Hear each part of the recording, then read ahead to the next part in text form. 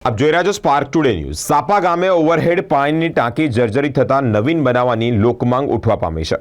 કરજણ તાલુકાના સાપા ગામે ગ્રામજનોને પીવાના પાણી માટે વર્ષો પહેલા અંદાજિત 22 વર્ષ પહેલા બનાવવામાં આવેલા ઓવરહેડ ટાંકી જર્જરિત થતાં જ ગામના વસતા 3000 થી 35,000 લોકોને ભવિષ્યમાં પાણી માટે વલખા મારવાનો વારો આવી રહ્યો છે।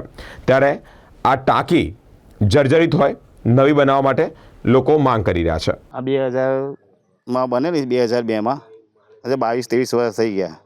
પાણીનું ઝરે છે, પાણી ચોફેરાથી ઝરે છે, મંદિર પર પડે છે, રસ્તા પર પડે છે। અહીંયા અમારે આવવા જવાનું છે, રસ્તોય છે કંબોલાનો જવા આવવાનો। આ ટોંકી પડશે તો એ જવાબદારી કોણ લેશે? બીજું શું થયું છે? જર્જરિત આટલી બધી જર્જરિત બીજું તો આવા પાણી પડે છે એ બધું જર્જરિત છે, દેખાય છે ને। કેટલા વર્ષ ત્યાં બને એને? 22 વર્ષ ત્યાં જેવા। શું નામ તો? રાકેશભાઈ પ્રભુદાસ પટેલ।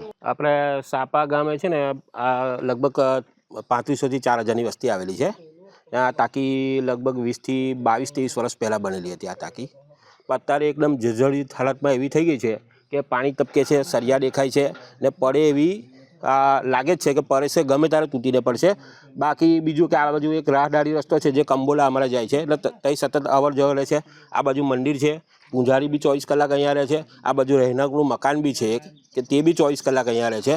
એટલે આનું કંઈક નક્કી નથી કે ગમે ત્યારે પડી શકે ને અમારી તો એવી ઈચ્છા છે કે સરકાર અમને છે ને ટાંકી બીજી બનાવી આપે કે 4000ની વસ્તી છે। અમે એક બીજી લોકફાળાથી ટાંકી નઈ નગરીમાં બી બનાવેલી છે, પણ એ બી શોભાના ગાંઠિયા જેવી છે। હજુ આજ લગીનમાં એને બી લગભગ 17 વર્ષ થયા, આજ લગીનમાં એમાં પાણી ચર્યું નથી। પાણી સમિતિવાળાએ અમે ગ્રાન્ટ લોકફાળો કરીને બનાવેલી હતી, એમને મને કીધું કે પાણી ચરાવીને તમને બતાવીશું, પણ આજ લગીને પાણી ચર્યું નથી ને કંઈક પાણી પહોંચાડેલું બી નથી।